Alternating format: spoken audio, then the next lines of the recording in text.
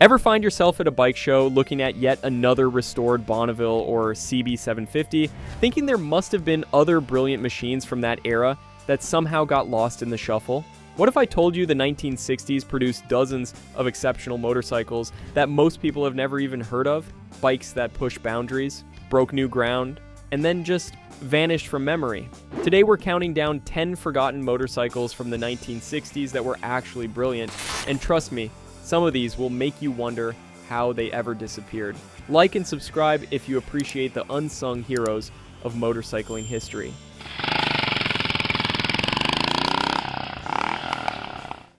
Number 10. BSA B44 Shooting Star. The BSA B44 Shooting Star arrived in 1966 like a well-kept secret, and it stayed that way. This 441cc single-cylinder machine was BSA's answer to a question nobody was really asking. What if we made a big single that could actually compete with twins? The thing is, they actually pulled it off. Sort of. Here's what made the Shooting Star special. That massive single produced around 30 horsepower, which doesn't sound like much until you realize this thing weighed just 360 pounds. That's lighter than most 250s of the era. The power-to-weight ratio was surprising. BSA achieved this by using their latest unit construction design, integrating the engine and gearbox into one compact package. The engine featured a high-compression piston and relatively radical cam timing for a street bike. They even fitted an 8-inch front brake, which was considered massive for a single. But the real party trick was how this bike rode. Singles vibrate, that's just physics. But BSA engineers figured out something clever. They positioned the engine at exactly the right angle and used specific frame mounting points to turn that thumping vibration into something almost pleasant. Riders described it as a rhythmic pulse rather than an annoying buzz. At 60 miles per hour, the Shooting Star would settle into this hypnotic beat that made highway cruising oddly satisfying. The bike found its niche with riders who wanted something different. British cafe racer enthusiasts loved stripping them down and turning them into lightweight rockets. Desert racers in America discovered the Shooting Star could be transformed into a formidable off-road weapon. Jeff Smith, the motocross legend, actually campaigned a modified version with considerable success. So why did everyone forget about it? Simple. The world was going twin-cylinder crazy. Honda's CB450 was everywhere. Triumph's Bonneville was the poster child of cool. And here was BSA trying to sell a thumper when everyone wanted smooth, refined power. The Shooting Star was brilliant in its simplicity, exceptional in its execution, but it was swimming against the tide. Production ended in 1970, and within a few years, it was like the bike never existed. Today, finding one is like discovering buried treasure. Most people don't even know what they're looking at. Number 9. BSA Lightning Clubman. In 1964, BSA built something special, really special. Then they barely told anyone about it. The Lightning Clubman was a limited production 650cc twin that existed for just 2 years, and even dedicated BSA enthusiasts often don't realize it was ever made. Here's the backstory. BSA's racing department was having success with their Gold Star Clubman singles, but they needed something bigger for production racing. So they took their A65 Lightning twin, already a potent machine, and turned everything up to 11. The engine got high compression pistons pushing the ratio to 10.5 to 1, racing cams, larger carburetors, a close ratio gearbox. They even fitted rear set foot pegs and clip-on handlebars as standard equipment. This wasn't some half-hearted special edition. This was a genuine race bike with lights. The performance was intense. 52 horsepower from 650cc might not sound extraordinary today, but in 1964, this thing was a missile. More importantly, it could sustain that performance.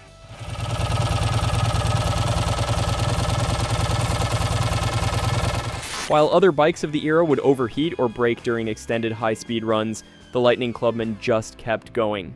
And going. BSA engineers had strengthened the bottom end, improved the oil circulation, and fitted a massive oil cooler that looked like it belonged on a truck. The handling was equally impressive.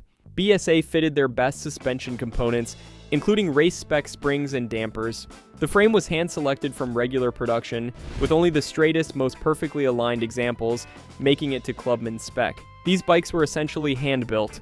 Each one was slightly different depending on what the race shop had available that week. Production numbers? Nobody knows for sure.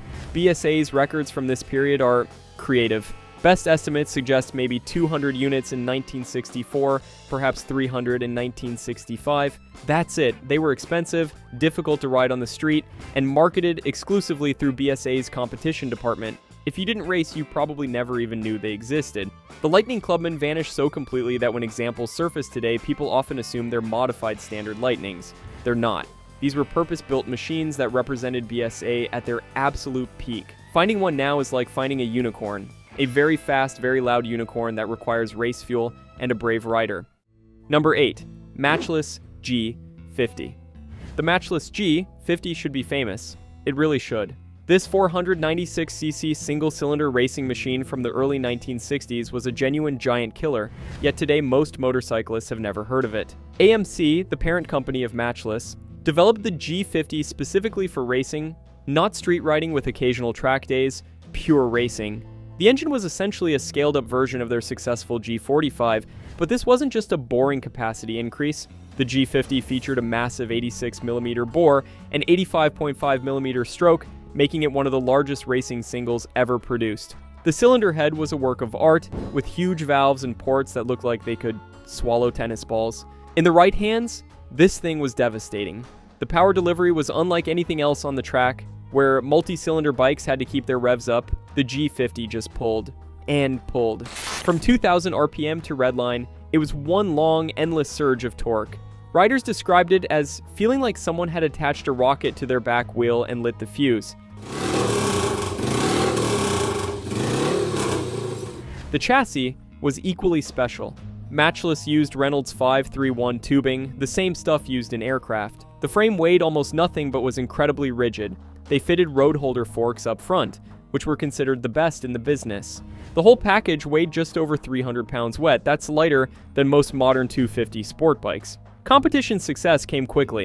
In 1962, Mike Halewood, yes, that Mike Halewood, rode a G50 to multiple victories. Private racers discovered that with minimal tuning, they could embarrass factory teams on much more expensive machinery. The bike became a favorite among clubman racers who wanted maximum performance for minimum investment. But here's where it gets tragic.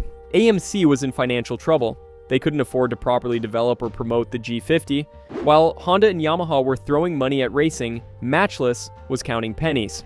Production was limited to maybe 500 units total, spread over several years. Most went straight to racers, meaning very few survived the inevitable crashes and rebuilds. Today, the G50 is one of the rarest and most valuable British motorcycles ever made, but outside of vintage racing circles, it's virtually unknown. This was a bike that could have changed everything for British motorcycling. Instead, it became a footnote. A brilliant, fast, forgotten footnote. Number 7. Royal Enfield Interceptor. The Royal Enfield Interceptor of 1960 to 1970 is probably the most misunderstood motorcycle of the decade. Most people don't even know it existed. Those who do often confuse it with the modern bike of the same name. But this original Interceptor was something special. Really special. Royal Enfield developed this 736cc parallel twin specifically for the American market. And when I say specifically, I mean they sent engineers to California to live there and understand what Americans actually wanted. The result was unexpected. Instead of copying Triumph or BSA, Royal Enfield created something unique. The engine used a wet sump lubrication system when everyone else was using dry sump. They fitted coil ignition instead of magneto. The gearbox was mounted separately from the engine, allowing for better weight distribution. Performance was genuinely impressive. 56 horsepower put it right up there with the best British twins, but it was how it delivered that power that set it apart. The Interceptor was smooth, incredibly smooth. Royal Enfield had figured out how to balance the engine so perfectly that it felt more like a 4-cylinder at certain speeds. Highway cruising at 70 miles per hour felt like floating. No vibration, no drama, just forward motion. The engineering details were fascinating. Royal Enfield used a one-piece forged steel crankshaft when others were using pressed-together assemblies. The connecting rods were made from aerospace-grade steel. The cylinder head featured hemispherical combustion chambers with perfectly matched ports. This wasn't cost-cutting engineering. This was premium stuff, hidden inside an unassuming package. But Royal Enfield's American adventure was troubled from the start. Their US distributor was problematic. Dealers couldn't get parts. Marketing was non-existent. While Triumph had Steve McQueen and BSA had flat track racing, Royal Enfield had nothing. They were building brilliant motorcycles, and nobody knew about it. The Interceptor evolved throughout the 60s. Series 1 bikes had separate rocker boxes. Series 2 integrated them into the head. The California model got higher bars and a smaller tank for the US market. Each variant was slightly better than the last, but sales never took off. By 1970, it was over. Royal Enfield closed their UK factory and the Interceptor died with it. Finding one today is almost impossible. Most were ridden into the ground or scrapped when parts became unavailable. The few survivors are usually misidentified as Triumph Bonnevilles or BSA Lightnings. But make no mistake, the Interceptor was neither. It was Royal Enfield's masterpiece. A bike so good it deserved success, but so poorly marketed, it never had a chance. Number 6. Triumph Trident. The Triumph Trident arrived in 1968 like a thunderbolt. A 740cc triple-cylinder engine in an era of twins. This should have been the bike that saved British motorcycling. Instead, it became one of history's great what-ifs. BSA and Triumph, both owned by the same parent company, jointly developed this triple. The idea was simple. Honda's CB754 was coming, and the British needed something revolutionary to compete. The solution? Take a Triumph twin, add an extra cylinder, and create something completely new. The execution was brilliant. The engine produced 58 horsepower, but more importantly, it was smooth. Triple-cylinder smooth. It had the character of a British bike with the refinement customers were starting to expect. Engineering was genuinely innovative. That triple configuration gave them perfect primary balance. No heavy counterweights needed. The engine could rev higher and smoother than any British twin. They used 3 separate carburetors, giving throttle response that was instant and linear. The exhaust note was unlike anything else on the road. Not the lumpy throb of a twin or the buzz of a 4. It was this distinctive, almost musical howl. Racing success came immediately. In 1969, a Trident won the Daytona 200. Think about that.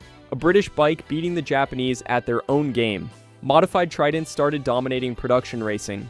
The bike was faster, handled better, and was more reliable than anyone expected. For a brief moment, it looked like Britain had found its answer, but timing killed the Trident. Honda's CB750 arrived the same year with 4 cylinders, 5 speeds, and a disc brake. The Trident had 3 cylinders, 4 speeds, and drums. On paper, it looked outdated before it even launched. The British motorcycle press, instead of supporting their home team, criticized every shortcoming. The public perception was that the Trident was already obsolete. The tragedy is that the Trident was actually the better motorcycle in many ways. It handled better than the Honda. It was lighter, more engaging to ride. The engine, despite having fewer cylinders, was just as powerful and much more characterful. Riders who actually bought them loved them. But there weren't enough of those riders. Production limped along until 1975 with various updates and improvements. But the damage was done. The Trident became a symbol of British motorcycling's inability to compete, when in reality it proved they absolutely could compete. They just couldn't market, or manage, or make decisions quickly enough. The Trident was brilliant. It was just brilliant at the wrong time.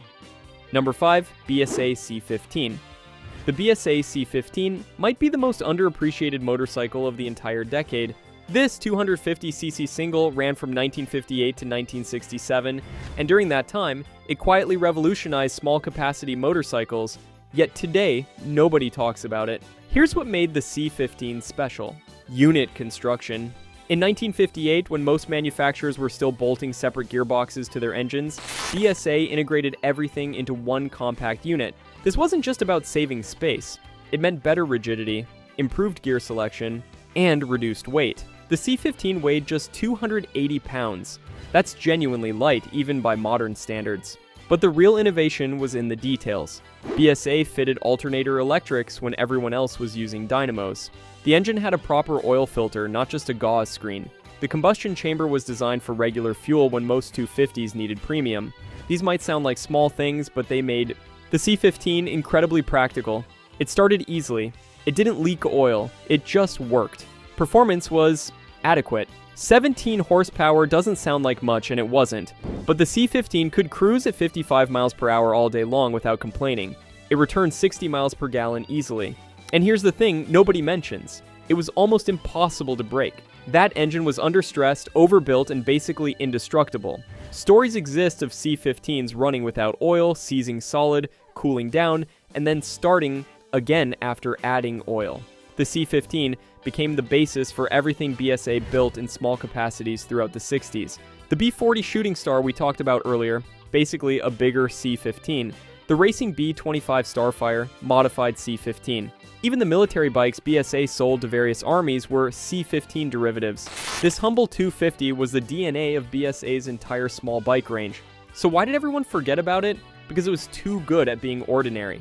The C15 wasn't sexy, it wasn't fast, it wasn't fashionable, it was just supremely competent transportation. In an era when motorcycles were becoming lifestyle statements, the C15 remained stubbornly practical. It was the motorcycle equivalent of sensible shoes. Brilliant sensible shoes that would last forever, but sensible shoes nonetheless.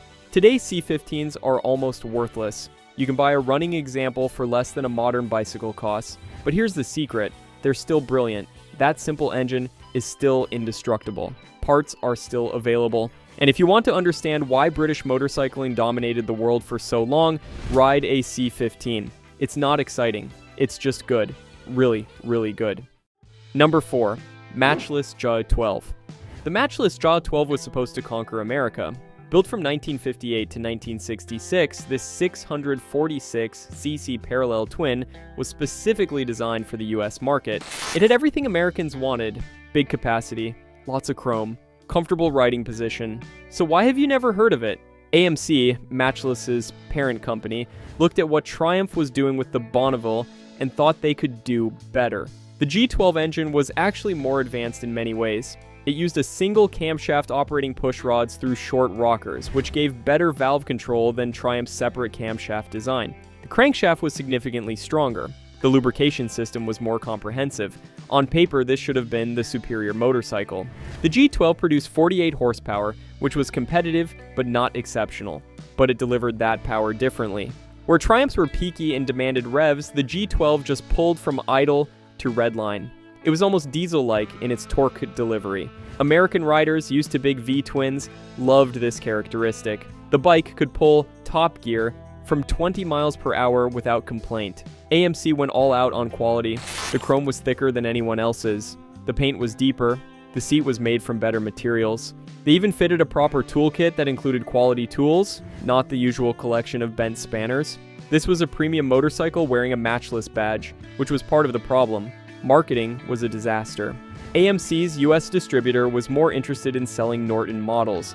Dealers couldn't get brochures, let alone bikes. When G12s did arrive, they were often months old with flat batteries and stale fuel. First impressions were terrible. Meanwhile, Triumph dealers had fresh bikes, racing posters, and factory support. Guess which bikes sold better? The G12 evolved throughout its production run. Early bikes had separate gearboxes. Later ones went to unit construction. They experimented with different exhaust systems, seats, and handlebars. Each year's model was slightly better than the last. By 1966, they'd created an absolutely brilliant motorcycle. Then they stopped making it. The tragedy is that G12 owners loved their bikes. They were reliable, comfortable, and surprisingly quick. But there weren't enough owners. While Triumph was selling thousands of Bonnevilles, Matchless was lucky to shift hundreds of G12s. Today, finding one is incredibly difficult. Most Americans don't even know Matchless made a bike specifically for them. It's the forgotten Anglo-American motorcycle, brilliant, capable, and completely unknown. Number 3, Triumph TR6 Trophy. The Triumph TR6 Trophy from the 1960s is overshadowed by its famous siblings, but this 650cc twin had more competition heritage than almost any other street bike of the era. It was literally a race bike made road legal, yet today it's treated like just another old Triumph. The trophy's history goes back to the 1940s, but the 60s version was something special. This was the bike that dominated international 6 days trials, won Baja races, conquered desert racing.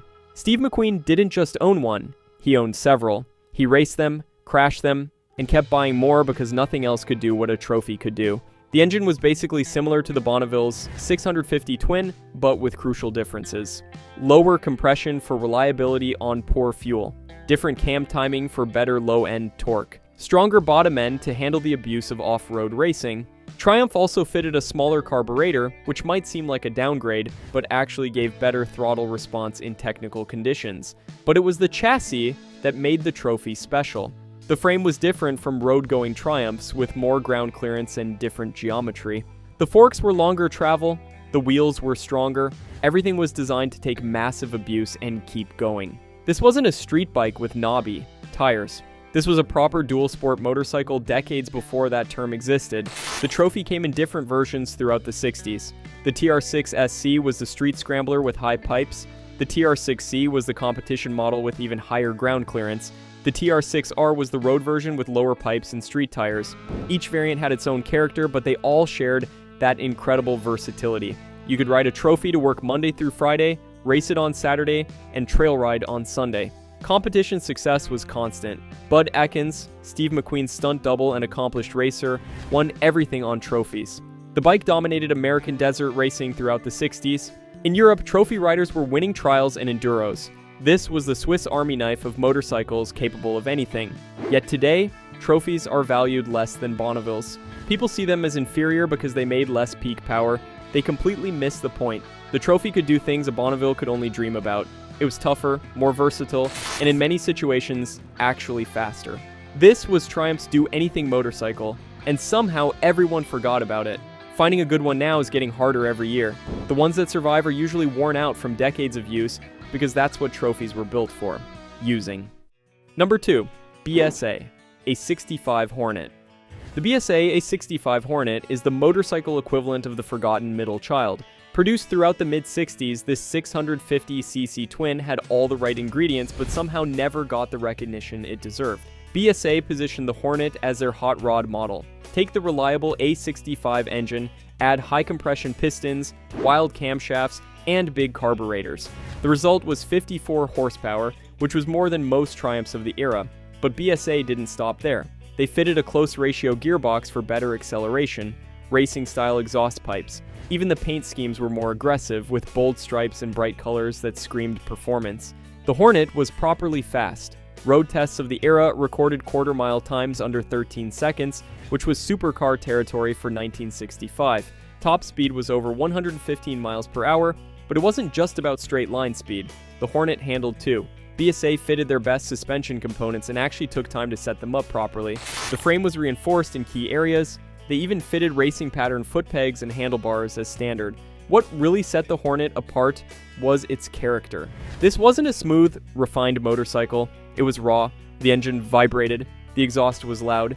The riding position was aggressive. Everything about it said, "Race me," and that was the point. BSA wanted to capture the cafe racer market that Triumph seemed to own.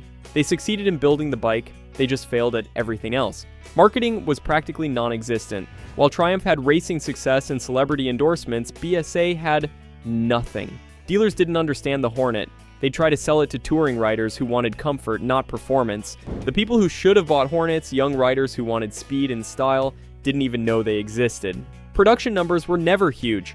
BSA made various versions throughout the 60s, constantly updating and improving. But they never committed fully. It was like they were embarrassed by the Hornet's rough edges when those rough edges were exactly what made it special. This was a motorcycle with attitude in an era when attitude mattered. Today, finding a genuine Hornet is tough. Many were modified or raced into oblivion. Others were converted to touring spec by owners who didn't appreciate what they had. The survivors are often mistaken for modified standard A65s, but the Hornet was never standard. It was BSA at their most aggressive, building a motorcycle that could embarrass anything else on the road. The fact that nobody remembers it is criminal. This was British motorcycling at its rebellious best. Number 1. Matchless G80. The Matchless G80 represents the end of an era in the most literal sense. This 500cc single, produced until 1966, was the last of the big British singles, and it went out with barely a whisper. Today, most motorcyclists don't even know it existed, which is tragic because the G80 was arguably the perfection of a half-century of single-cylinder development. By the mid-60s, big singles were dinosaurs. Everyone wanted smooth twins or modern multis, but Matchless kept refining the G80 because they knew something others didn't. A properly developed big single could do things other engines couldn't. The G80's 497cc engine produced just 27 horsepower, which sounds pathetic, but that's missing the point entirely. This engine was about torque, mountains of it, from idle. The G80 could pull from walking pace in top gear. It would climb hills that would have twin slipping clutches. It was practically unstallable. And here's what nobody talks about. It was incredibly fuel efficient. 50 miles per gallon was normal, 60 was possible with careful riding. In an era when big bikes were thirsty, the G80 sipped fuel like a moped. The engineering was beautiful in its simplicity. Magneto ignition that never needed adjustment. Push rod valve operation that could be serviced with basic tools. A dry clutch that lasted forever. Everything was accessible, fixable, understandable. This wasn't just a motorcycle, it was a masterclass in functional design. AMC engineers had spent decades perfecting every detail, and it showed. But the G80's real party trick was its versatility. It could tour, it could commute. With different tires, it could go trail riding. Some owners fitted sidecars and used them as family transport. The engine's massive flywheel effect made it incredibly smooth at cruising speeds despite being a single. It was like riding a turbine, just one continuous surge of forward motion. The G80 died because AMC died. Financial problems killed the company in 1966, and the G80 went with it. There was no fanfare, no special final edition. One day they were building them, the next day they weren't. The last big British single just stopped. And with it went 7 decades of continuous development. Finding a G80 today is almost impossible. They were never common when new, and 50 years of neglect has claimed most survivors. The few that exist are usually in museums or private collections. Parts are scarce. Knowledge about them is scarcer. This was the ultimate expression of British single-cylinder engineering, and nobody even remembers it existed. The G80 wasn't just brilliant, it was the brilliant end of an entire philosophy of motorcycle design, and we let it disappear without even saying goodbye. And there you have it, 10 brilliant motorcycles from the 1960s that history somehow forgot. Each one of these machines had something special, something that should have made them legends. Instead, they became footnotes while lesser bikes became icons. Which of these forgotten gems surprised you the most? Do you remember seeing any of them back in the day? Or better yet, do you know of other brilliant 60s bikes that deserve recognition? Drop your thoughts in the comments below. We read everything, and your suggestions might just become our next video. Don't forget to like and subscribe if you appreciate motorcycling history beyond the usual suspects. Hit that notification bell too, because we've got more forgotten classics coming your way. Thanks for watching, and we'll see you next time.